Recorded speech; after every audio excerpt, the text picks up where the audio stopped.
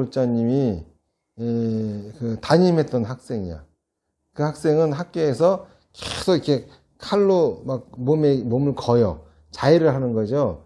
그러니까 다 뜯어 말려고 해도 애가 사람만 안 보이면 화장실 가서 팔을 걷버리니까는 이제 학교에서 어떻게 일을 할 방법이 없어요.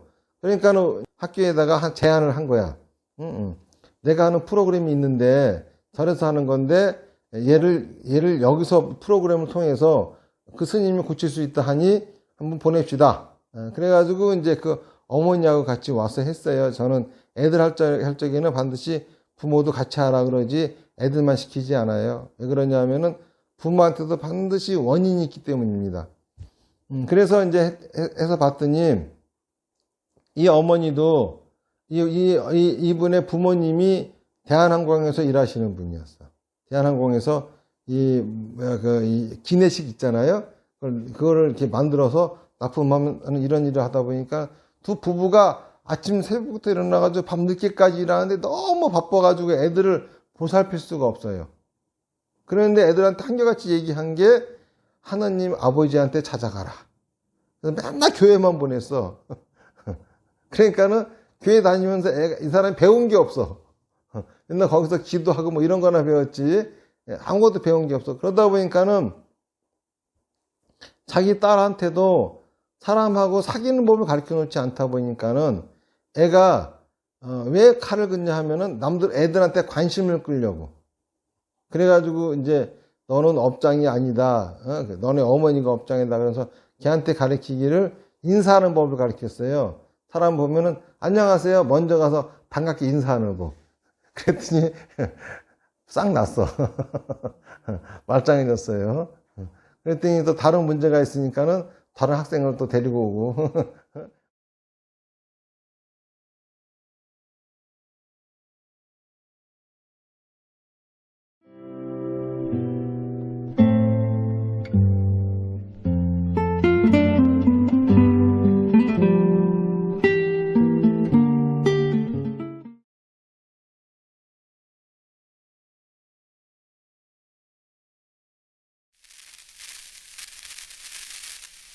유아기 때의 교육이에요.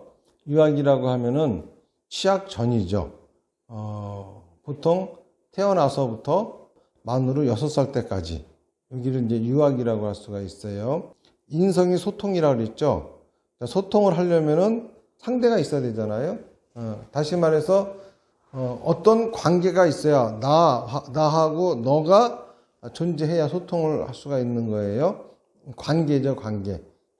그래서 관계의 생성, 관계를 어떻게 생성시킬 것인지, 관계 유지, 관계는 어떻게 유지시킬 것인지, 관계의 단절, 관계는 언제 단절시킬 것인지 이러한 것들을 배워야 돼요.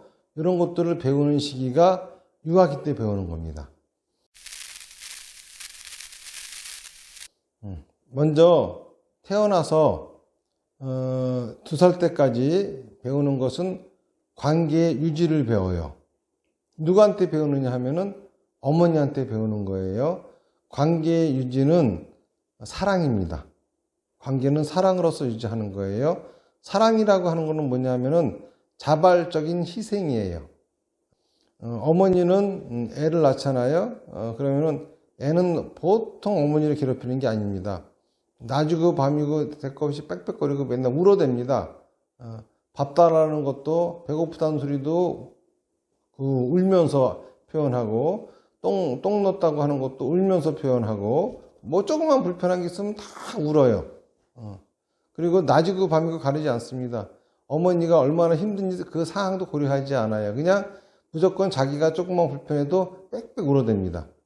그런데 그러한 아이를 대하는 어머니는 아이가 어떻든지 간에 항상 행복하죠. 애가 귀찮게 해도 행복하고 그냥 애가 방긋 한번 웃어주기만 하면 모든 시름이 다 놓아집니다. 이런 걸 통해 가지고 아이는 관계의 유지란 자발적인 희생이구나 이런 걸 배워요. 만약에 그 시기에 제대로 된 케어를 받지 못한 아이라고 한다고 하면은 이 관계 유지가 상당히 어렵습니다. 그 부분이 제대로 만들어지지 않았기 때문에 남들하고의 관계 유지를 두려움으로 인식을 해요. 공포로.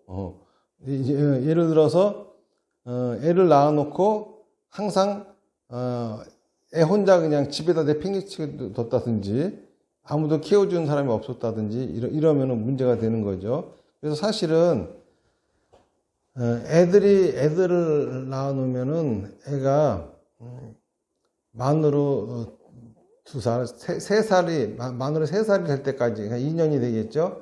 그때까지는 어머니는 애 옆에 있어야 됩니다. 그 자리를 떠나면은 안 돼요. 애하고 같이 있으면서 같이 웃어주고, 애하고 싸우고, 애가 괴롭히는 거 다 받고, 막 이런 걸 다 하면서 같이 지내주는 게 제일 좋은 교육이에요.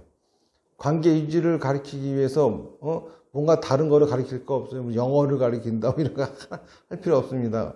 그냥 옆에 붙어서 젖주고, 기저귀 갈아주고, 항상 그 옆에 붙어가지고, 애가 요구하는 사항이 있으면 뭐든지 다 들어주는 거. 요것만 잘하면은 아이들은 그 관계 유지라고 하는 걸 배우게 되는데, 그 시기를 그렇게 지나지 못한 아이들한테는 아주 커다란 이 결함이 생겨요. 그래서 사람들하고의 관계를 유지하는 것을 두려워합니다. 그래서 다른 사람하고 관계를 유지하려면 눈치를 본다든지, 그리고 괜히 불안해. 그래서 뭐 그런 상태로 있는 거. 이런 게 이제 그때 제대로 된 교육을 받지 못했기 때문에 나오는 증상이에요. 두 번째로 이제 2살부터 4살 때까지 배워야 될 건 관계의 생성이에요. 관계의 생성은 평등으로, 모든 관계는 평등으로 생성된다는 거죠. 요거를 배워야 됩니다. 위아래가 없이 평등으로서 관계가 생성되어진다라고 하는 거예요. 그래서 그때는 그거를 가르치기 위해서 인사라고 가르치는 거예요. 고양이를 보고도, 자, 고양이 안녕, 강아지 안녕, 날아가는 비둘기, 야, 비둘기 안녕. 보는 사람들 모두한테 다 인사하라고, 이제 어른들 보면 안녕하세요 그러라고 그러면서 인사하는 법을 자꾸 가르치는 거죠. 그럼으로써 모든 관계는 위도 없고 아래도 없다라고 하는 거, 그런 거를 이제 가르쳐 주는 겁니다. 누구 앞에서도 이렇게 쩌들 필요가 없고, 근데 그런 인사를 제대로 가르쳐 주지를 않으면은 애들이 남한테 쉽게 다가가는 걸 못해요. 그 시기에 애를 갖다 막 그런 걸 안 가르쳐 구박한다든지 찍어 눌렀다든지 그러면은 애들이 관계 생성하는 걸 어려워합니다. 그래서 이제 유치원이나 어린이집 같은 데 가면은 이렇게 나누면은 쉽게 가볍게 쫓아가서 말도 못 걸고 이런 애들이 다 이제 그런 교육이 제대로 받지 못했기 때문에 나오는 증상이죠. 이 얘기를 들으시면서 여러분들이 대인관계에서 이런 부분이 걸린다고 한다 하면은 생각해 보실 필요가 있어요. 그거는 다 여러분들이 그 시기에 그런 교육을 받지 못했기 때문에 생겨난 증상이죠. 사실 이제 업장이라고 하는 거죠. 그게 생각과 말과 행동에 장애가 생기는 거죠. 마지막으로 관계의 단절을 배워야 되는데, 내가 다른 사람을 위해서 희생을 하는 거, 이거는 당연한 거예요. 내가 다른 사람을 차별하지 않고 평등하게 대하는 거는 당연한 겁니다. 내가 그렇게 하는 거는. 그런데 남이 나를 위해서 희생해주고 남이 나를 자기와 대등하게 대우해 주는 거는 감사한 거예요. 이때는 그런 모습이 보이면 감사합니다 라고, 고맙습니다 라고 얘기를 하게 해야 됩니다. 다시 말해서 내가 남을 위해 희생하는 거는 당연한 거예요. 그리고 내가 남을 평등하게 대하는 거는 당연한 거예요. 이거는 내가 고맙다는 말을 들어야 될 이유가 없는 거예요. 그런데 남이 나를 평등하게 대해주고 남이 나를 위해서 희생할 적에는 감사합니다. 이거 감사해야 될 일이라고 하는 것을 배워야 돼요. 그래서 부모나 어른들이 있다가 그런 상황이 연출되면은 감사합니다라고 인사해야지 이렇게 가르쳐야 됩니다. 그러면 이제 또 애들은 왜 나는 그렇게 했는데 나는 왜 감사하다는 말 쟤 안 해? 그래서 너는 그런 걸 듣는 건 아니야. 그런 거는 하고 싶은 사람이 하는 거지. 너가 그런 걸 받을 자격은 없어. 네가 받는 거는 감사하지만 네가 하는 거는 당연한 거야. 이런 식으로 가르쳐야 되는 겁니다. 그리고 또 다른 사람이 나한테 희생을 강요한다든지, 이건 희생도 자발적인 거잖아요. 그리고 또 다른 사람이 나를 차별한다든지 이런 불이익을 겪잖아요. 그러면 그때는 단호하게 관계를 단절해 버려야 된다 라고 하는 그거를 이제 가르쳐야 돼요. 그런 대접을 받으면서도 관계를 유지하라고 가르치는 것이 아니라, 그런 애가 가가지고 어떤 상황을 얘기하면서 나 이래서 속상했어 그러면 걔하고 놀지 마, 끝내버려, 이렇게 단호하게 관계를 단절시키라고 가르쳐줘야 됩니다. 그런데 아이들은 아직도 모르기 때문에 본의 아니게 의도적이지 않지만은 내가 상대방에게 희생을 강요할 때도 있고 내가 상대방을 차별할 때도 있어요. 그런 상황이 되면은 너는 관계가 단절되어져야 마땅하지만은 네가 만약에 관계를 단절시키고 싶지 않다고 하면은 죄송합니다, 미안합니다 라고 말하라고 가르쳐줘야 돼요. 여기서 가장 중요한 거는 어른이 돼서도 그런 짓들을 하는 사람들이 있습니다. 미안한데 말이야 그러면서 길게 말을 붙여. 다시 말해서 사과를 지 속 시원하려고 하는 인간들이 있어요. 예를 들어서 지하철을 타고 가는데 옆에 사람이 내 발을 밟았어요. 그래서 내가 그 사람을 올려다 봤더니 그 사람이 장황하게 뭐 차가 흔들리고 옆에 사람 누굴 밟고 이렇게 해가지고 나도 어쩔 수 없이 당신을 밟았습니다.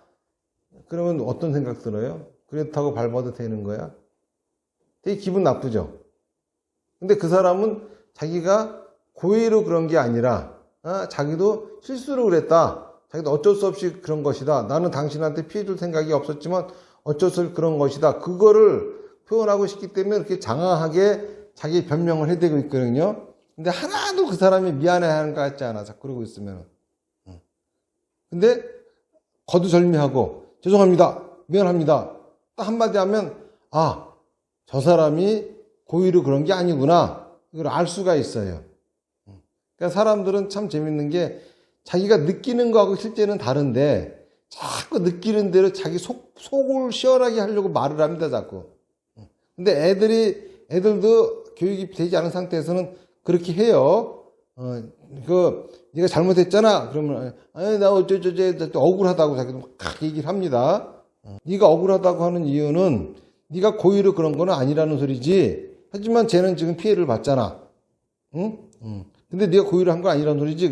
그렇다 그래. 그러면 이제 거기서 얘기해 주는 게, 네가 고의로 그런 게 아니라고 하면은 그렇게 징징거리고 할 게 아니라 미안합니다, 죄송합니다 이거 하면은 네가 고의로 그런 것이 아니라고 하는 것이다, 밝혀줘, 그렇게 해, 이런 식으로 가르치는 거예요. 그래서 애들이 어렸을 적에는 0살부터 2살까지는 그 어머니가 아니면 할머니에게라도, 아니면 다른 내가 고아라고 하면은 고아원에 들어간 그 부모에게라도 무조건적인 사랑, 이거를 체험을 해야 그때 관계의 유지를 배우게 됩니다. 그러면 그런 사람들은 관계가 맺어지게 되면은 거기에 대해서 불안증이 없어요. 그리고 또 어렸을 적에 2살 때부터 4살 사이에 인사하는 습관을 갖다가 잘 가르쳐놔야 돼요. 참 되게 웃겨. 인사하는 습관을 가르치라고 하니까는 꼭 그런 사람들이 있어. 야, 너 인사해야지 그래. 자기가 인사를 해. 어른이 누구 안녕하십니까 그 인사하고 다니면은 애도 그거 보고 배워서 하거든요. 근데 지는 인사 안 하면서 꼭 자식한테 인사해야지 이래. 무슨 인사가 애만 하는 거고 어른은 하면 안 되는 거야? 그렇게 몰상식한 사람들이 많이 있어요. 요즘 보면은 그런 사람들이 이렇게 애 보면은 애와 같이 걸어가다 보면은 자기가 먼저 인사를 해야 되는데 지는 가만히 있고 지 자식한테 인사해야지 이러고 있어. 그리고 저 사람이 나한테 인사하는 건가 보다 이렇게 이제 알고 그냥 넘어가지만은 사실은 굉장히 몰상식한 행동들이죠. 먼저 자기가 사람들을 보면 먼저 인사를 할 줄 알아야 됩니다. 그러니까 사람이 사람을 보면은 먼저 안녕하세요 라든지 이렇게 인사를 할 줄 알아야 돼요. 이것이 부모가 몸에 배어 있으면은 애들은 어디서 만나든지 그냥 누구들 만나든지 안녕하세요 하고 뛰어다니고 막 그럽니다. 이래야 되는 거야. 애들 쪽에는. 이때는 아이들이 관계 생성을 굉장히 잘 배웠다는 겁니다. 그것이 잘 되어진 아이들은 학교 가서도 친구들을 쉽게 사귀어요. 생각해 보세요. 반갑게 안녕하세요. 반갑게 야 너 누구니? 너 어디서 왔니? 안녕 이렇게 인사하면은 상대방 애도 기분이 좋잖아요. 근데 상대방도 얘한테 말을 걸어야 될까 말아야 될까 걱정스러워.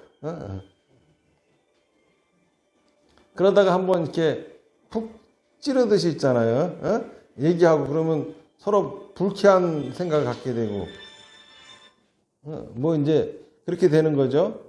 만약에 내가 지금 대인관계에서 사람들한테 편하게 가서 말 걸지도 못하고 일하는 상태라고 하면은 요거는 그런 문제가 있는 거예요.